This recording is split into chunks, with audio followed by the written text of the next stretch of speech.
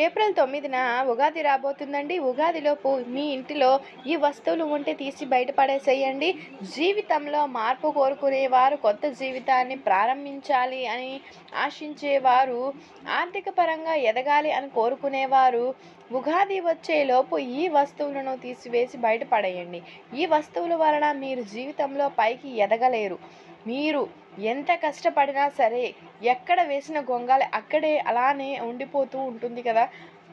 కొత్త సంవత్సరం ప్రారంభం కాబోతుంది. మీ జీవితం కూడా కొత్త మలుపు తిరగాలి అంటే ఇంట్లో ఈ వస్తువులను తీసి బయట పడేసేయండి. సాధారణంగా పండుగలు వస్తూ ఉన్నాయి అంటే చాలండి, ఆడవారి ఇంటి పనులలో చాలా బిజీగా అయిపోతూ ఉంటారు కదా.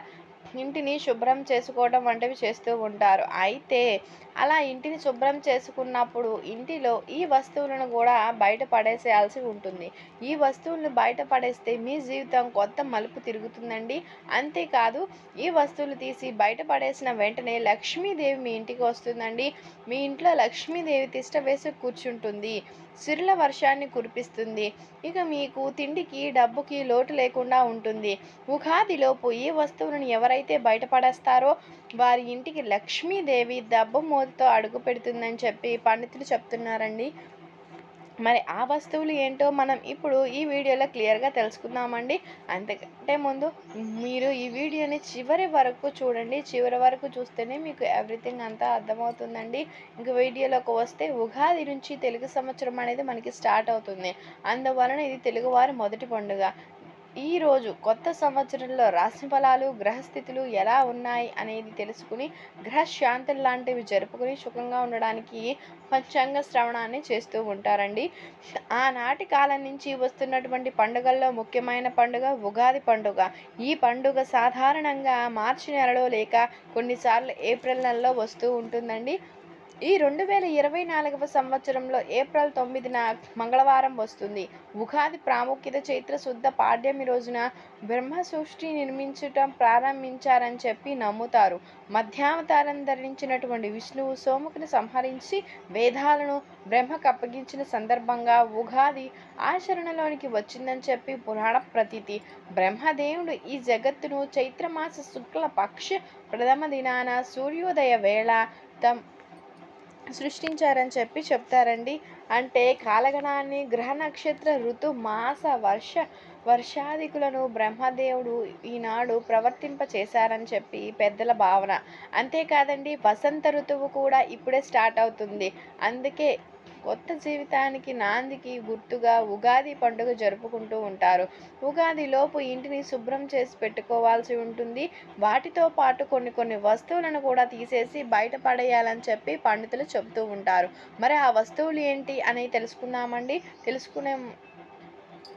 ఈ ఉగాదిలోపు మీ ఇంటిలో ఉన్నటువంటి చిరిగిపోయిన దుప్పట్లు, వాడని దుప్పట్లు, బట్టలు అవన్నీ తీసేసి బయటపడేసేయండి. మనలో కొంతమంది దుప్పట్లు చిరిగిపోయినా, రంగుపోయినా సరే వాటిని ఇంకా వాడుతూనే ఉంటుంటాం కదా. అలానే బట్టలు చిరిగిపోయినా, రంగుపోయినా, కొన్ని బట్టలు అస్సలు వేసుకోకపోయినా సరే వాటిని పోగు చేసి ఇంటిలో పెట్టుకుంటూ ఉంటాము. ఇలా చిరిగిన బట్టలు, దుప్పట్లు ఏవి ఉన్నా సరే వాటిని బయట పడేసేయాలి. ఇంకా ఉగాది రోజు మీ ఇంటిలో విరిగిపోయిన పాత ఇనప, ప్లాస్టిక్ సామాన్లు, బాగా పాతబడిపోయిన పనికి రాని సామాన్లు ఉంటే వాటిని తీసి బయటపడేయండి లేదా అమ్మేసేయండి. వీటితో పాటు ఆడవారు ధరించేటువంటి కొన్ని వస్తువులను కూడా ఉగాదిలోపు బయట పడేసేయాలి. కొంతమంది ఆడవారు చైన్స్, నక్లీస్లు, రంగుపోయిన వాటిని కూడా యూజ్ చేయకపోయినా సరే ఇంట్లో ఉంచుకుంటూ ఉంటారు. అలానే గాజులు కూడా పాడైపోయిన వాటిని కూడా బయట పడేయకోకుండా ఇంటిలోనే ఒక బాక్స్లో లేక ఎక్కడ పడితే అక్కడ పడేస్తూ ఉంటారు.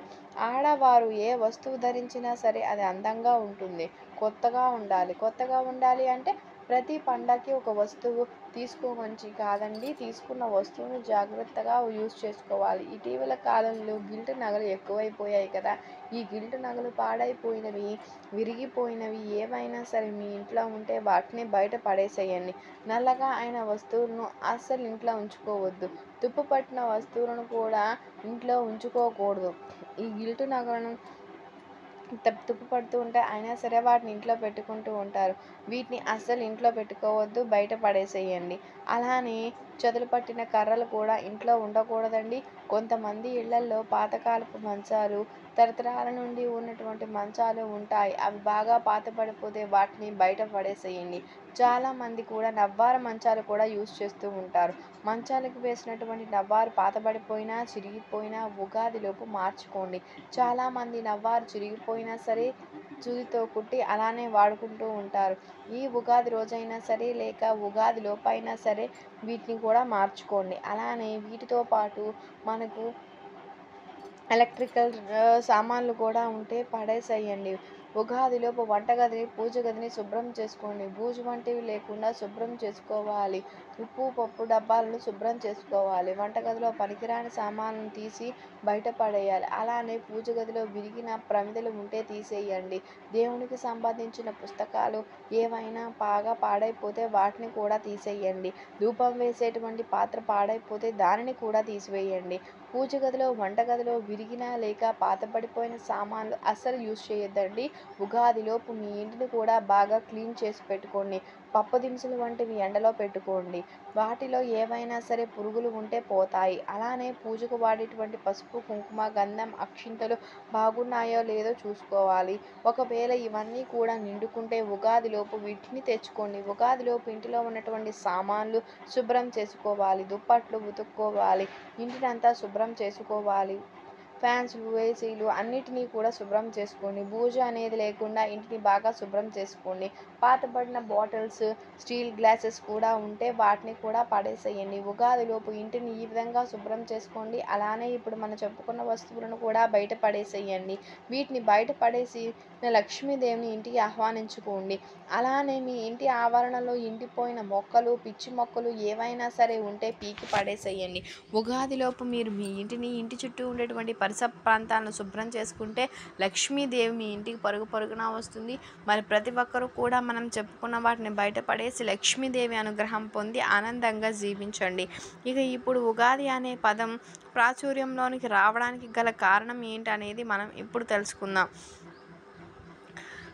శాలివాహన కాలంలో శాలివాహన చక్రవర్తి ఉగాది వంటి పవిత్రమైనటువంటి రోజున పట్టాభిషేకం పొందాడని, తన శౌర్య పరాక్రమాలతో శాలివాహన యుక్తకర్తగా భాసిల్లినటువంటి కారణంగా ఉగాది అనే పదం ప్రాచుర్యంలోనికి వచ్చిందని చెప్పి చరిత్రకారులు చెబుతూ ఉంటారు. ఉగాది పండుగ రోజున చైత్ర నవరాత్రులు కూడా ప్రారంభమవుతాయి. ఈ సమయంలో దుర్గామాతను 9 ప్రత్యేక రూపాలలో అలంకరించి పండుగ జరుపుకుంటారు. ఈ పండుగను తెలుగు రాష్ట్రాల ప్రజలు ఇతర రాష్ట్రాల్లో వేరు పేర్లతో జరుపుకుంటూ ఉంటారు.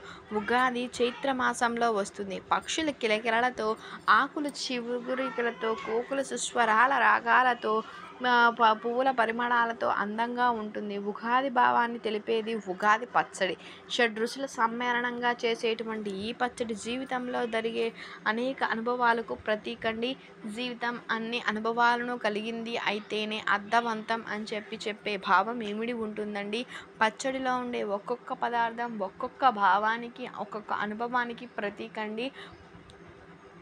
ఉప్పు మన జీవితంలో ఆనందానికి సంకేతంగా పరిగణిస్తారు. పులుపు తెలివిగా వ్యవహరించాల్సినటువంటి పరిస్థితిని తెలియజేస్తుంది. వేప పువ్వు బాధను దిగమింగాలని చెప్పి లేదా భరించాలని సూచిస్తుంది.